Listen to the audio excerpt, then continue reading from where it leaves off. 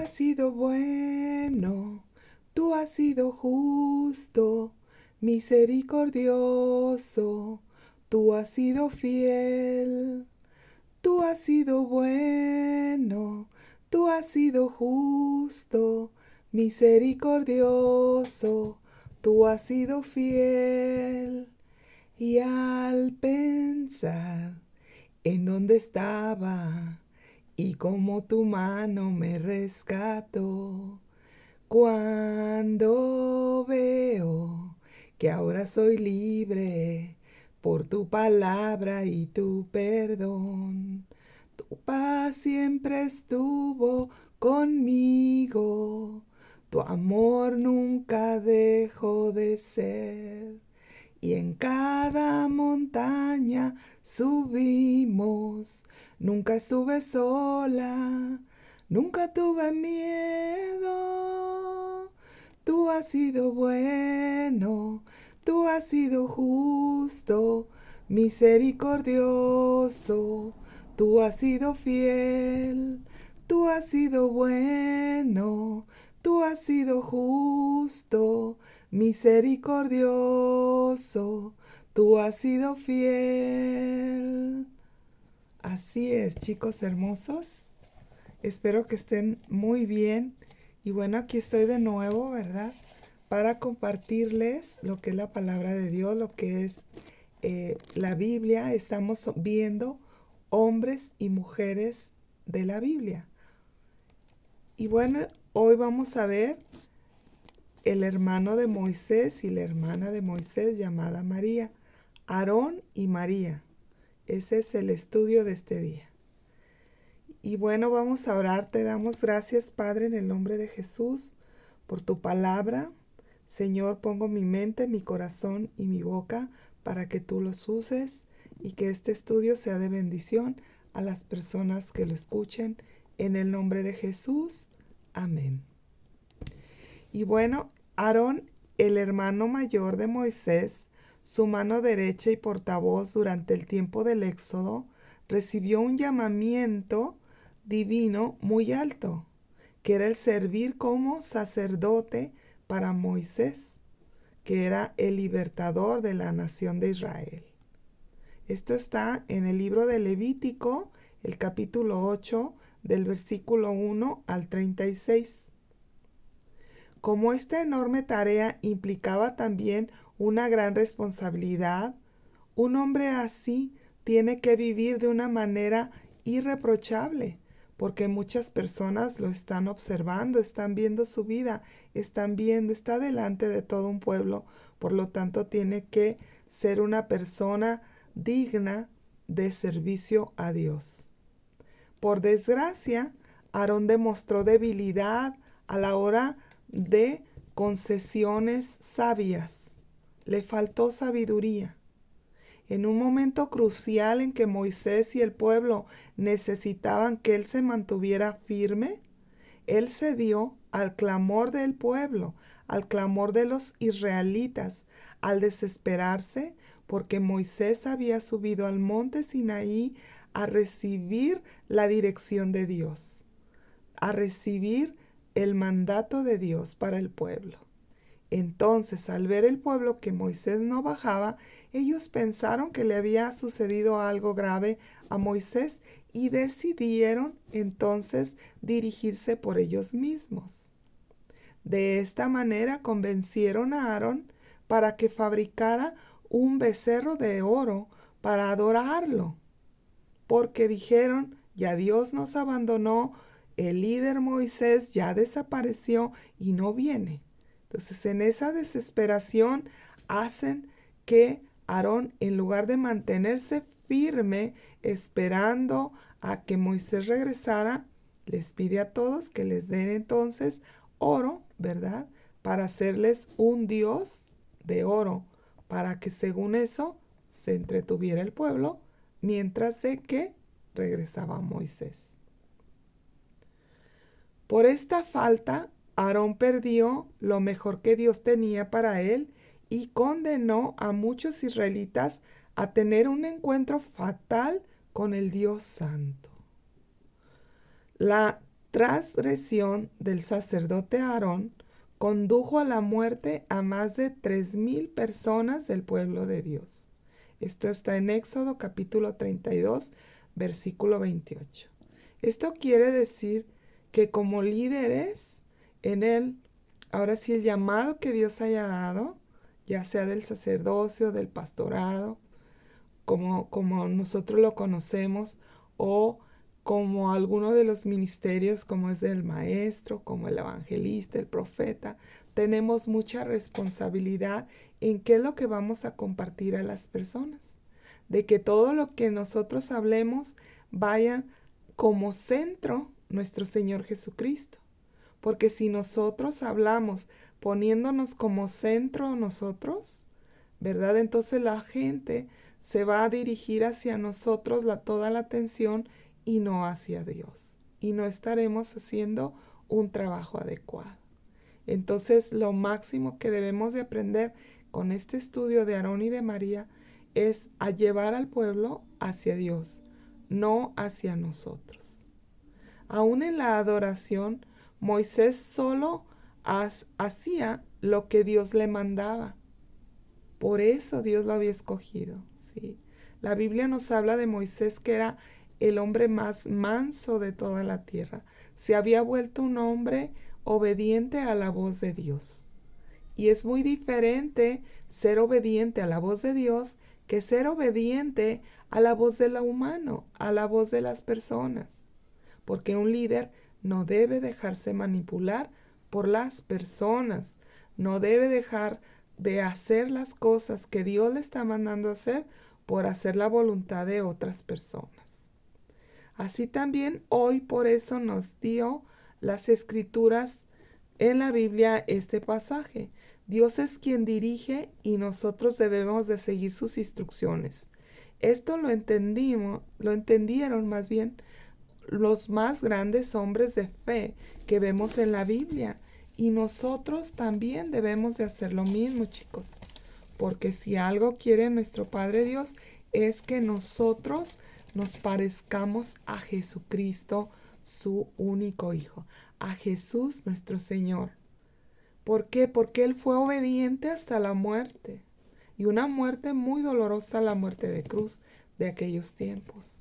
Y sin embargo, Él siempre nos enseñó a obedecer a Dios y no a los hombres. ¿Sí? Entonces es bueno que nosotros reflexionemos que cuando vamos, por ejemplo, al templo, ¿a qué vamos al templo? Si vamos a ver qué es lo que están haciendo otras personas o vamos a poner atención en adorar a Dios primeramente con todo nuestro ser, con todo nuestro corazón, con toda nuestra mente y luego recibir en nuestro corazón la palabra que Dios tenga para nosotros en ese día. Ahora, la palabra que uno enseña, por ejemplo, este estudio que yo les estoy dando, el Espíritu Santo es el que va a redarguir en su corazón lo que cada uno de estas personas que vean este video lo necesiten. No soy yo, sino es Dios mismo queriendo que cada uno ponga atención en algunos puntos importantes, ¿verdad? Entonces lo mismo sucede cuando vamos al templo. En el templo se da la palabra y cada quien es como cuando vas a un buffet donde sirve la comida, el cocinero, sirve el chef, sirve la comida y nosotros levantamos y tomamos cada una de las cosas que nosotros vamos a comer. Es lo mismo. El maestro, el pastor, el que da la palabra está en la dirección que Dios quiere que la demos. Pero es el Espíritu Santo el que nos sirve realmente el platillo para que nosotros lo degustemos. Y entonces así crecer fuertes y saludables. ¿En qué? En pensamiento, en sentimiento y sobre todo espiritualmente. Que va a ser reflejado a nuestra vida cotidiana, a nuestra vida física, que es lo más importante. Ahora, todos los mandamientos y los detalles que Dios habló por medio de los profetas nos muestran que hay una manera correcta de adorarle. Ofrecemos a Él como su pueblo santo y obediente. Cuando hacemos lo que nos corresponde, Dios también nos corresponde bendiciéndonos, más de lo que pensamos y más de lo que pedimos, que esa es la recompensa a la obediencia. Y eso es lo que nos enseñan realmente los mandamientos. El Señor pone delante de nuestra vida, ahora sí que la vida y la muerte, en cada mandato que Dios da. Y nosotros elegimos qué queremos vivir. Si vamos a desobedecer a Dios, entonces vendrá una reprensión. Pero si lo obedecemos en los mandatos que Él nos da dentro de su gobierno, vendrá lo que son bendiciones correspondientes a esa obediencia.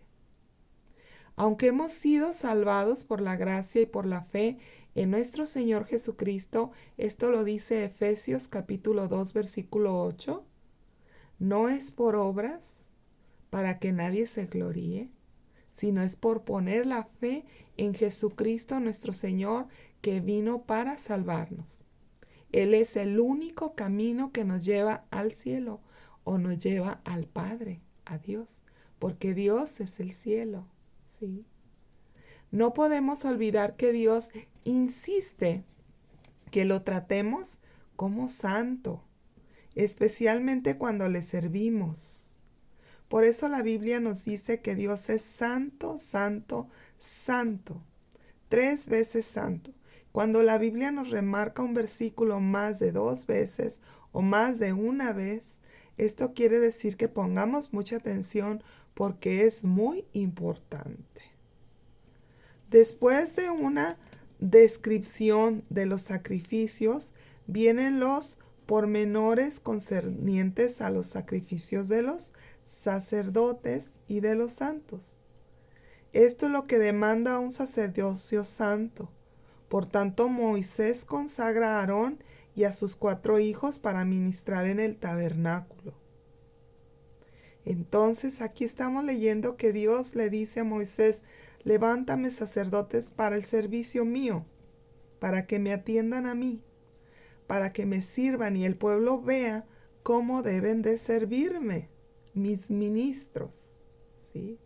Entonces eso es lo que hizo Moisés. Todo esto se llaman leyes ceremoniales para dar un servicio a Dios. Después de 7 días de preparación ceremonial comenzó la función inaugurada del sacerdocio, donde había una celebración, ¿verdad? Y la semana se llenó de gozo, pero concluyó abruptamente. La orden que Dios había dado era que solamente Aarón sirviera en X servicios a Dios. Y diario lo tenían que hacer, en la mañana y en la noche, diario. Y mantener encendida la luz dentro del tabernáculo, que en ese tiempo era como una tienda de campaña, así como allá las casas de los árabes, ¿verdad? De esa manera. Y entonces el Señor quería que se pusieran ciertos elementos dentro de su casa. Y todo ese servicio lo iba a hacer los sacerdotes solamente. Entonces nada más podía entrar Aarón y podía entrar los sacerdotes, cuando así como Dios lo había mandado. Pero resulta que también consagraron a 4 hijos de Aarón, y esos 4 hijos, 2 de ellos desobedecieron las órdenes de Dios. Hicieron ciertos trabajos que no correspondían en ese momento, ni Dios los había autorizado a ellos. Y al hacer eso, ellos recibieron una reprensión que les causó la muerte. Se les quitó la vida, ¿sí? Esto pone en evidencia un código de conducta que de aquí en adelante regularía las actividades de los sacerdotes. La descripción de la muerte prematura de Nadab y Abiú, que eran los nombres de los hijos de Aarón, termina con esta sombría declaración. Y Aarón, ¿qué sucedió a Aarón? Cayó. No hubo lágrimas, ningún desborde de tristeza, ningún lamento por sus hijos. Eran dos líderes religiosos. Simplemente la patética escena de un padre afligido cuando hijos desobedecieron porque nunca aprendieron a respetar la palabra de Dios. Esta situación nos hace ahora sí que una reflexión para que nos podamos preguntar nosotros qué estamos haciendo con nuestros hijos.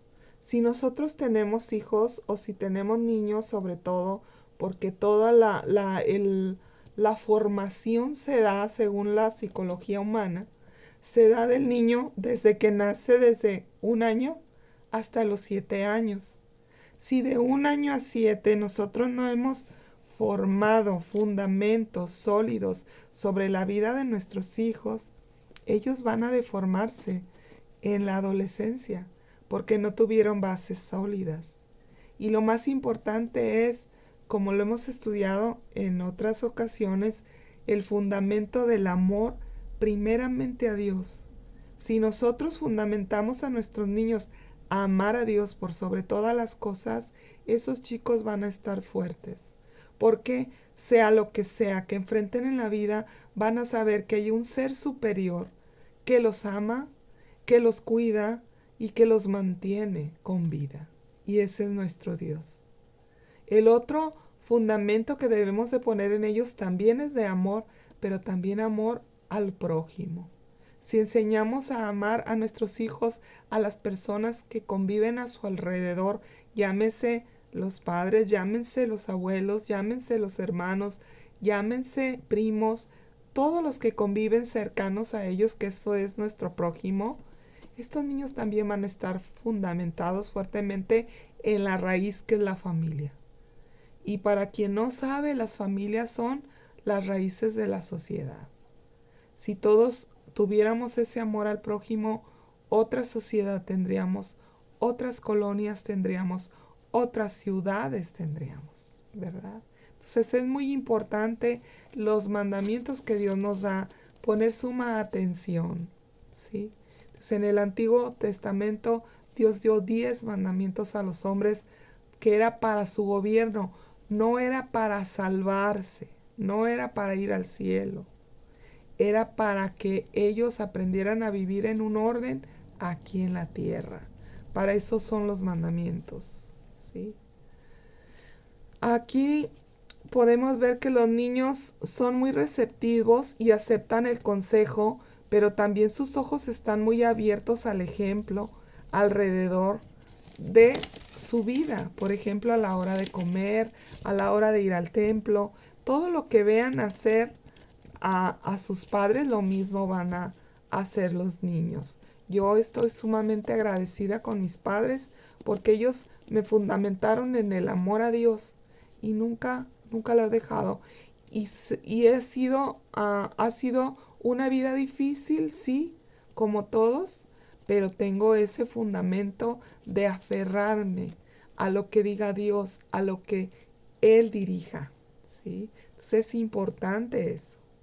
El pueblo de Israel venía de haber pasado 400 años de esclavos en Egipto, aceptando como bueno muchas religiones que los egipcios tenían, rodeados de idolatría, de rituales paganos. Recordemos que los egipcios eran muy idólatras y ahora de repente están libres y están solos, sin conocer a Dios, porque lo único que conocían era idolatría en Egipto, ¿sí? De tal manera que para ellos todos estos mandamientos y rituales ceremoniales que Dios había impuesto eran extraños para ellos.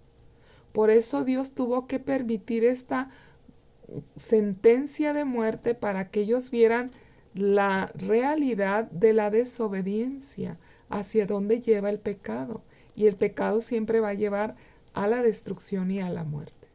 Pecado significa errar el blanco. ¿Qué quiere decir? Que si Dios pone una meta, nosotros debemos de alcanzarla. Y si nosotros no la alcanzamos, esa meta, nosotros pecamos. Todo aquello que desagrada a Dios resulta que es pecado para la humanidad, es pecado para nosotros.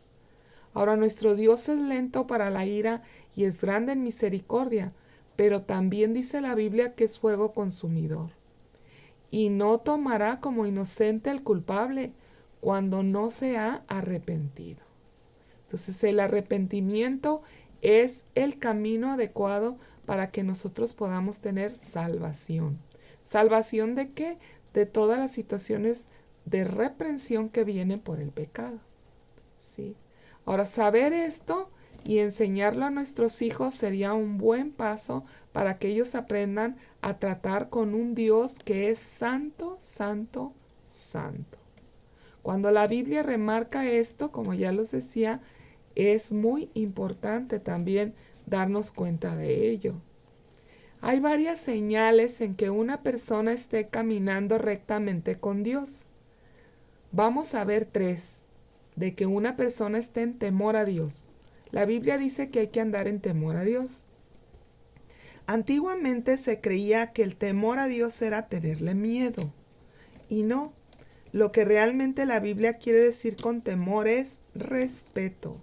Entonces tenemos que enseñar a nuestros hijos a ser respetuosos primeramente con Dios y después con todas sus autoridades. Y bueno, para que nosotros podamos ver que una persona tiene temor a Dios, les voy a dar 3 puntos en esta ocasión. El número 1 es obediencia a sus mandamientos. La Biblia nos habla de 10 mandamientos. Entonces el Señor Jesús nos dijo que solamente 2. Amar a Dios por sobre todas las cosas, con todo el corazón, con toda la mente, y a nuestro prójimo como a nosotros mismos. Entonces nosotros no debemos salirnos de ahí. Si vemos que gente ama a Dios de todo su corazón y que ama a su prójimo, no le causa daño, está dentro del temor de Dios. Pero si vemos personas que hacen lo que les da la gana, que atropellan al prójimo en cualquier decisión y situación, entonces no están demostrando que verdaderamente aman a Dios.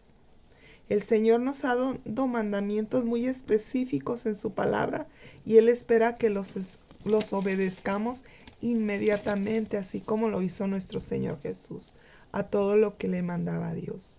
Por eso el Señor Jesús en la madrugada se levantaba a orar siempre, antes de comenzar su día y también para salir a trabajar. ¿Cuál era el trabajo del Señor en su ministerio?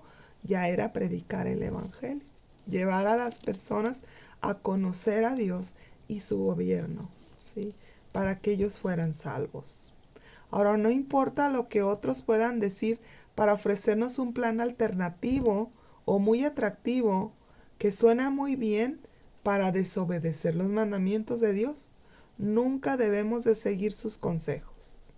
Los planes del hombre pueden parecer que tienen sentido, pero el Señor nos dice, hay un camino que al hombre le parece derecho, pero su fin es camino de muerte. Esto está en Proverbios 14:12. La palabra de Dios es muy clara y el problema a veces es la falta de discernimiento. Tratamos de las normas de Dios, bajarlas ahora sí que a nuestro nivel y no respetando lo que dice Dios de que lo que es bueno y lo que es malo.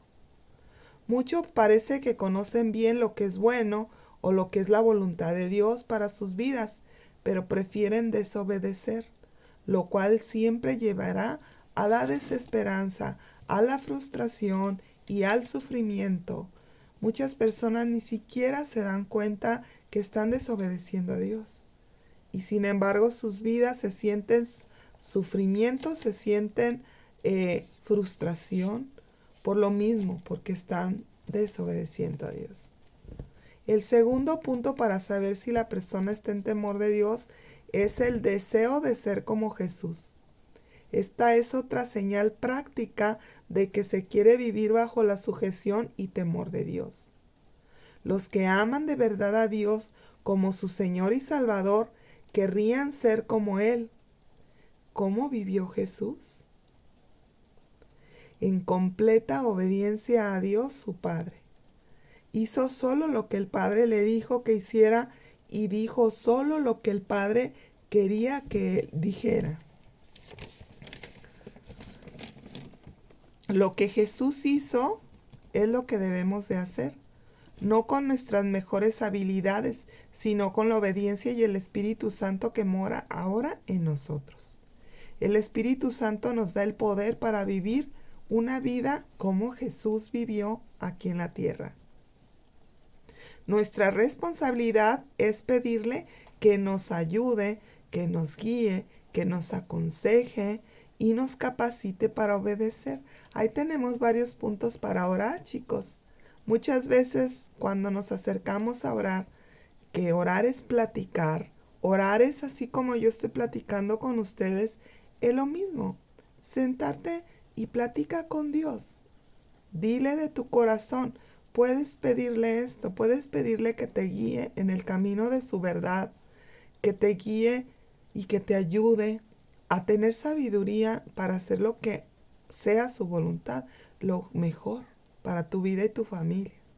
Pídele que te aconseje y que te capacite para que podamos ser obedientes a lo que Él quiere que se haga.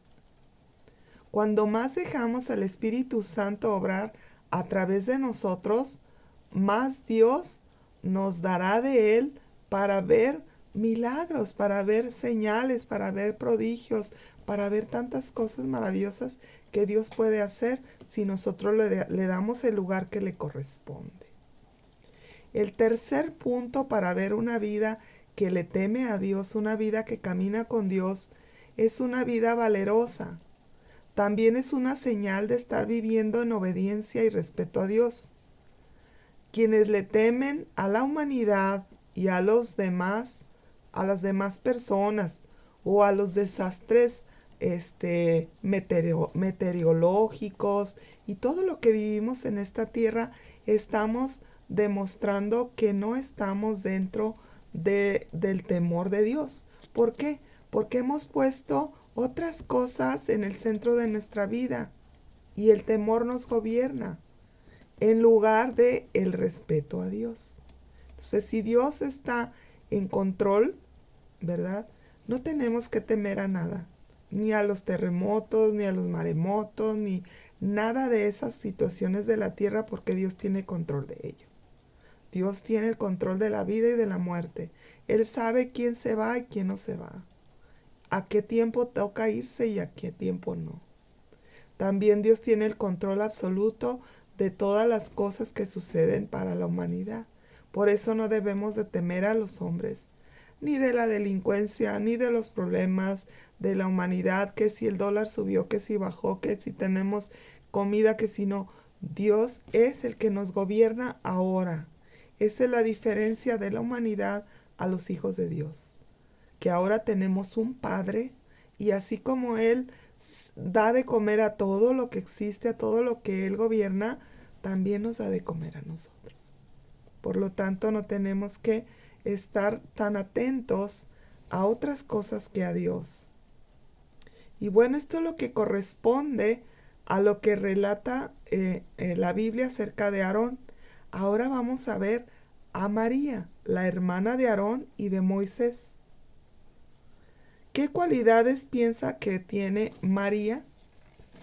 ¿Será que era una líder? ¿Usted cree que una mujer cristiana puede llegar a ocupar una posición de liderazgo? Entre las respuestas a estas preguntas podríamos decir que un buen líder puede hacerse cargo en las crisis y motivar para que las personas den lo mejor de sí mismos. El día de ayer yo escuchaba a uno de mis pastores, que decía que al principio de la congregación a él le tocó tener líderes que tenían empresas que estaban en quiebra. Estas empresas en quiebra, pues todos estaban angustiados, estaban estresados, lógicamente, porque cuando tienes una empresa no solamente tiene que salir dinero para ti, sino que tiene que salir dinero para todas las personas. Por lo tanto, se tiene que tener sabiduría para poder administrar esa empresa. Pues total que nos platica este pastor que él comenzó a predicarles acerca de levantarles el ánimo, de decirles esta verdad bíblica, que Dios tiene el control absoluto de nuestras vidas cuando nosotros le entregamos la vida a Dios. Por lo tanto, no tenemos que estar preocupados si el dólar subió, el dólar bajó, o si va a haber comida o no va a haber comida en el país. Porque nosotros dependemos de Dios y no dependemos de las situaciones del mundo, ¿sí? Eso fue lo que él hizo, y lo que sucedió fue algo milagroso. Que cada una de las empresas de esas personas que comenzaron la congregación, estas empresas no decayeron, salieron de la quiebra, sus empleados nunca les faltó trabajo ni les faltó comida en sus casas. ¿Y qué sucedió? Que los empleados también empezaron a venir a la congregación. Entonces, si las personas ven que nosotros tenemos plena confianza en Dios y que tenemos un grande Dios, grandioso Dios, que no tenemos que preocuparnos de nada, esas personas van a querer conocer a nuestro Señor. Y entonces ellos van a venir a la salvación y van a venir a recibir todas las bondades que Dios tiene para todos. Porque recordemos que la Biblia dice que no quiere Dios que ninguno se pierda, pero que sí procedamos todos al arrepentimiento. ¿Arrepentimiento de qué? Arrepentimiento de desobedecer a Dios. A eso se refiere la Biblia. Todo lo que sea desobediencia hay que negarnos a ello. Ahora, ¿cómo fue la niñez de María para saber si llegó a ella a ser una líder? María tenía un hermano mayor llamado Aarón y un hermano menor llamado Moisés. Moisés fue el hombre escogido por Dios para rescatar a la nación de Israel del cautiverio de Egipto y guiar a la tierra prometida que Dios les había dado. María era una líder dinámica y era una profetisa. Ahí es donde nosotros nos damos cuenta que María llegó a ser líder. ¿Por qué? Porque la Biblia le llama profetisa. Y el profeta es uno de los ministerios que ha dado Dios para las personas a su servicio. Así como Dios llama a los pastores, así como Dios llama a los profetas, así como Dios llama a los maestros, a los apóstoles, ¿verdad? Esos son los ministerios que hay. Son 5 ministerios los que habla la Biblia. Entonces, al mencionar que María era profetisa, entonces nosotros nos damos cuenta que sí, verdaderamente era una líder. Ahora, lamentablemente un día envidió María a Moisés y terminó su vida demostrándole a la nación que la envidia trae como consecuencia pesar y amargura. En la Biblia vemos un poco de la niñez de María. Fue aquella jovencita que vio que cuando su madre puso a su hermanito Moisés en un canastillo de juncos en el río para evitar que el faraón de Egipto lo descubriera en su casa y los matara a toda la familia, porque esa era la orden que había dado el faraón, de destruir a toda la familia que escondiera un bebé en su casa. Eso es algo terrible. El faraón es ahora sí que es, se puede decir, un similar a lo que es el enemigo, a lo que es el diablo. El querer destruir a toda la simiente de Dios para que no haya personas que amen a Dios de todo su corazón. Porque el enemigo es un envidioso. Y de ahí viene la envidia del enemigo.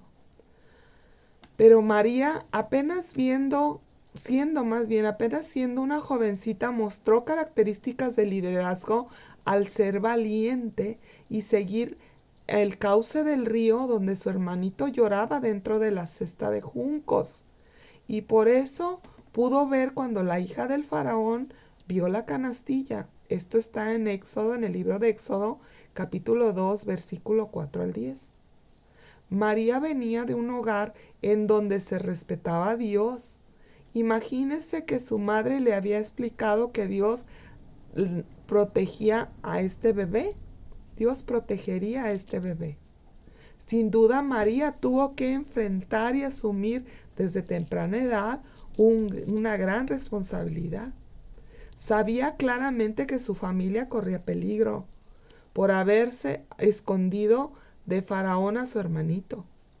Pero en esa situación difícil vemos cómo María actuó en el momento justo, con esa calma, pensando rápidamente qué le podía decir a la hija del faraón para que le salvara la vida a su hermanito. No se dice nada más de María después de ese hecho, solamente que pasaron muchos años hasta que su hermano Moisés, ya habiendo sacado de Egipto a los israelitas, la Biblia vuelve a mencionar a María ya no siendo esclava, sino ahora la menciona como una profetisa. Esto está en Éxodo capítulo 15, versículo 20. A María se le identifica como la hermana de Aarón y como la profetisa, una posición de gran responsabilidad delante de Dios. Un profeta significa el hablar de parte de Dios. Eso es lo que significa el ministerio de un profeta, que hablamos de parte de Dios. Toda persona que se presenta, ya sea enseñar la palabra, es un profeta. Está hablando de parte de Dios. Un pastor también, cuando se para al frente a dar la palabra de Dios el domingo en el templo, está profetizando también, hablando palabra de Dios. Eso es profecía. Después de haber salido de Egipto, Dios llama a Aarón para ser su sacerdote y representante de la gente delante de Dios. También da la impresión de que María participaba en el liderazgo, ya que los profetas representan a Dios delante del pueblo. Fíjense bien, el profeta representa a Dios delante del pueblo y el sacerdote representa a la gente delante de Dios. Entonces, el profeta y el sacerdote se complementan, son un complemento. Y de hecho, todos los ministerios, que estamos hablando de 5 ministerios, que son grandes ramificaciones, porque realmente ministerio significa servicio a Dios. Entonces, los grandes ministerios son 5, pero de esos 5 ministerios penden muchos más ministerios que son los que son servicios para Dios. Después que los israelitas habían cruzado el Mar Rojo por tierra seca y los egipcios se habían ahogado, se les ve a María levantando un coro de mujeres cantando en adoración a Dios. Esto está muy bonito y está en Éxodo capítulo 15, versículo 20-21. María tomó un pandero y fue la primera directora de alabanza, se podría decir, que registra la Biblia. Las mujeres salieron en pos de ella también muy contentas, cantando y danzando, viendo cómo Dios las había salvado de la muerte segura, puesto que el faraón venía con todo el odio para destruirlas. Pero resulta que el Señor las libra de toda esa maldad. ¿Sí? Tal vez María levantaba los ánimos al pueblo en cantos a Dios, tal vez. Esto nos enseña que en todo tiempo hay que adorar a Dios. De hecho, una parte importante dentro de lo que es la oración es precisamente alabanza, chicos. Y la alabanza, pues, no precisamente pueden ser cantos. Alabanza significa simplemente reconocimiento de todas las cosas maravillosas que Dios haya hecho en tu vida. Cuando tú quieres alabar a alguien, por ejemplo, a tus padres que te invitan a comer, tú alabas a tu mamá cuando tú le dices, qué rica te quedó tu comida, mira qué sabrosa está, ¿sí? O qué bonita te ves hoy. Esa es una alabanza. Ahora, si tú la quieres decir cantada, pues ahí ya tú le pones música, ¿verdad? Entonces, las alabanzas así realmente nacen en el corazón de Jesús para Padre Dios, porque dicen que hoy el líder de alabanza en el cielo es Jesucristo nuestro Señor. Entonces Él canta a Dios nuestro Padre y de Él viene la letra que nosotros recibimos de repente como una inspiración para poder alabar a nuestro Señor. Y pudiera ser también de ángeles, solo Dios lo sabe, Y eso lo vamos a saber más adelante, ¿sí? Ya que estemos allá. Y bueno, Hebreos capítulo 10, versículo 24 y 25 dice: considerémonos unos a otros para estimularnos al amor y a las buenas obras, no dejando de reunirnos como algunos tienen por costumbre, sino exhortándonos y estando más cuando vemos que aquel día se acerca. ¿Sí? Entonces no debemos de dejar de reunirnos. Tampoco hay que estar criticando ni quejándonos en la vida. Los israelitas, por tanto haber estado de esclavos en Egipto, estaban totalmente amargados. No habían pasado mucho tiempo de que habían comenzado su viaje hacia la libertad que Dios les había prometido, y la gratitud se había convertido en un mal humor. El pueblo se quejaba de su dieta diaria, que era el maná, y luego expresaban celos acerca del liderato de Moisés. En medio de los milagros y la provisión y una persistente queja, hasta que el último de los fatigados israelitas llega a Cades Berea, en la misma frontera de Canaán. ¿Cuántas cosas podemos recordar que fueron verdaderamente buenas antes de entregarle la vida a Jesús? Cuando experimentamos adversidad, aunque estamos obedeciendo a Dios, podemos sobrepasarnos recordando aquellos momentos donde la pasamos bien en el mundo antes de entregarle la vida a Cristo. Y esa memoria se hace selectiva. Podemos elegirlo. Nosotros debemos de saberlo. Todo pensamiento que llega a nuestra mente, chicos, lo podemos quitar. Tenemos ese control. No podemos permanecer en lo malo. Tenemos que perseverar para poder lograr alcanzar lo que Dios tiene para nosotros. Es una lucha continua, es una batalla continua, tanto con la adversidad del mundo, que es provocada a veces por otras personas, pero también nosotros. A veces nosotros también somos nuestro peor enemigo al estar recordando cosas que ya no tienen solución. Por eso hay que perseverar en lo bueno. Los israelitas habían roto con la dificultad y el campamento cuando comenzaron a quejarse del maná y parecer que recordaban Egipto como si fuera un paraíso. Se les olvidó que habían sido esclavos. Y así lo mismo pasa, chicos. Cuando nosotros no le hemos entregado la vida a Cristo, la Biblia dice que nosotros somos esclavos del mundo, que somos esclavos del pecado. Lo mismo le dijeron los fariseos a Jesús al no reconocer que Jesús era el Salvador del mundo. Ellos dijeron: nosotros no somos esclavos, nosotros somos hijos de Dios. Y entonces Jesús le dijo: si verdaderamente fueran hijos de Dios, no quisieran matarme. ¿Por qué? Porque en las personas amargadas nace ese sentimiento de envidia. Tú no puedes laborar con alguien que esté envidioso. En lugar de que te vea a ti como una herramienta que Dios ha puesto a tu lado para que tú puedas complementarte con esa persona, lo que ellos ven es un peligro de liderazgo. Haga de cuenta que estuviéramos en una fábrica, que cuando llega una persona nueva, todo el mundo piensa que va a ocupar su lugar en la fábrica. O sea, ya vino esta, es la nueva. Ay, y es amiga del jefe. Ah, entonces nos van a quitar, alguien nos va a quitar. Y ya todo el mundo protegiendo su lugar. Eso no debe de darse en la obra de Dios. Eso no debe de manifestarse en el liderazgo de Dios. Todos debemos de saber que el único líder y el único centro debe ser Jesucristo nuestro Señor. Y si trajo una persona nueva cerca de nosotros, es para que nos complemente. No viene a quitar ningún lugar, sobre todo si es madura. Sí. Y si no fuera madura, pues no estuviera en ese lugar, haya comenzado más abajo. ¿Sí? Entonces todo eso es importante saberlo. Jamás fue la intención de Dios de que sus hijos pasaran el resto de su vida comiendo maná en el desierto?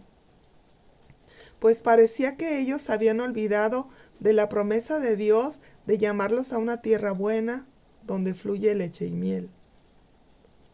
Nunca hay que olvidar las promesas de Dios y que los días por venir siempre van a ser mejores, los mejores días de nuestra vida. Solo por el simple hecho de que antes éramos esclavos del pecado, desterrados hacia la muerte y hacia la condenación eterna, y ahora somos hijos de Dios, destinados a su gracia eterna y al favor eterno que tiene nuestro Señor en su casa. Pablo decía, pero una cosa hago, una sola cosa hago, decía Pablo. Prosigo a la meta, al supremo llamamiento de Dios en Cristo Jesús, olvidando lo que se quedó atrás. Esto está en Filipenses capítulo 3, versículo 13 y 14. Pues resulta que estos líderes, tan alto nivel, los brazos derecho y izquierdo de Moisés, María y Aarón, y resulta que estuvieron envidiosos. Cuando Moisés vivió en tierra extranjera, se casó con una mujer nativa de esa tierra, y debido a que esta mujer no era de la hija de Israel, María y su hermano Aarón se rebelaron contra Moisés, desafiaron la posición de líder que Dios le había dado. Esto está en el libro de Números capítulo 12, versículo 2. Los hermanos irónicamente se preguntaban diciendo, ¿acaso solamente por boca de Moisés habla Dios? ¿Acaso no habla Dios también a nosotros? No encontrando ninguna referencia nosotros no encontramos ninguna referencia donde Moisés se haya enojado con ellos o donde Moisés les haya hablado duramente. En realidad la Escritura describe a Moisés como un hombre muy manso y humilde. Todo lo dejaba en las manos de Dios, como todo líder debemos de hacer. Todo aquello que nosotros vemos que está mal de parte de otras personas, la debemos de entregar al Señor. Señor, esto es incorrecto, yo lo entrego en el nombre de Cristo Jesús. Si tenemos la autoridad sobre de esa persona, entonces hay que hablar también con ellos, ¿verdad? ¿Cuál fue el juicio que dio Dios contra María? Por supuesto, Dios oyó lo que habían dicho ellos, pues Dios es omnipresente y omnisciente. Dios todo lo sabe y en todo lugar se encuentra. En respuesta a este desafío de autoridad, Él siempre llamó a Aarón y a María y a Moisés juntos. Y Dios bajó en una nube para reunirse con ellos. Debido a su envidia y resistencia a seguir al dirigente que Dios había escogido, Él hizo que le atacara la enfermedad más temible en aquellos tiempos, que era la lepra. Y Moisés le rogó a Dios que sanara a su hermana, a pesar de que ella había estado contra él. Ahí vean la humildad de Moisés, vean el amor de Moisés, todavía intercediendo por su hermana. Ya habían visto lo que le había pasado a los hijos de Aarón por desobediencia. A esto mismo le podía haber pasado a María y a Aarón, de que Dios los haya destruido en un momento. Pero aquí lo que sucedió fue que se enfermó de lepra. ¿Iba a morir? Sí, iba a morir. Y entonces Moisés dijo, no, Dios, por favor, que no se muera mi hermana. ¿Sí? Fue algo bien tremendo. Y Dios le concedió su petición, pero no sin antes asegurarse que María se diera cuenta de lo malo que había sido su rebelión. Esto está en Números 12:15. Dice que María fue echada del campamento 7 días y el pueblo no pasó delante, o sea, no siguieron su marcha. Se esperaron hasta que pasó ese tiempo donde María no estuvo con ellos. Esta historia nos demuestra que sin duda Dios escucha y que ve las quejas que las personas tienen en nuestra contra, como lo vio la queja de María y de Aarón. Dios a sus quejas contestó llevándolos hacia esa realidad. Él hizo entender claramente que ellos no solamente habían errado, sino también pecado, porque Moisés sin duda era el líder elegido por Dios. Imagínese la humillación que debe de haber sido para María el ser expulsada delante de todas las personas por 7 días y sin saber ella que se iba a curar, puesto que estaba llena de lepra. Aquí vemos que Dios le dio suficiente tiempo para que ella en la soledad reflexionara su mal proceder y su envidioso y rebelde corazón. Al final de los 7 días y de ser ahora sí que restaurada ahora sí a su posición, la Escritura no menciona más acerca de María, ni el tipo de servicio que le había prestado después de su destierro. Se quedó María y murió según los acontecimientos. El mayor ejemplo de liderazgo que Dios nos ha dado es a su Hijo Jesucristo. Es el mejor ejemplo a seguir. Él es el ejemplo perfecto de cómo debemos de servir a Dios y mantenernos. ¿Qué significa esto para nosotros? Que Dios nos ha dado una asignación, una tarea que debemos de hacer para Él, y esta tarea la debemos de hacer con gozo. Es importante saber contentarnos con lo que nos ha tocado vivir y con el ministerio que Dios nos ha dado o en el lugar que Dios nos haya puesto, con los dones que nos haya entregado. Y bueno, chicos, pues eso es todo por el día de hoy, ¿sí? Aquí vemos todas estas situaciones que no son nada agradables, pero que sin embargo es importante que todos las sepamos. Y bueno, pues vamos a orar, le vamos a dar gracias a Dios por todo esto que hemos aprendido en este día. Gracias, Padre, por esta enseñanza en este día.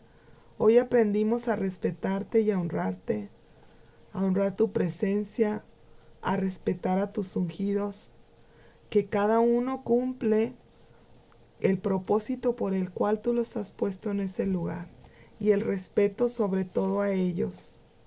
Con este estudio aprendimos también que dentro de tu gobierno, Padre, tú tienes bendiciones a la obediencia y también reprensiones a la desobediencia.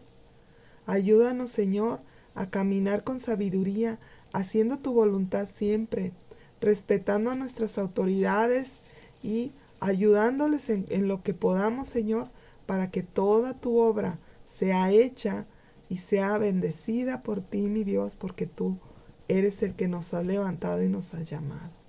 Muchas gracias, Padre, en el nombre de Jesús. Amén.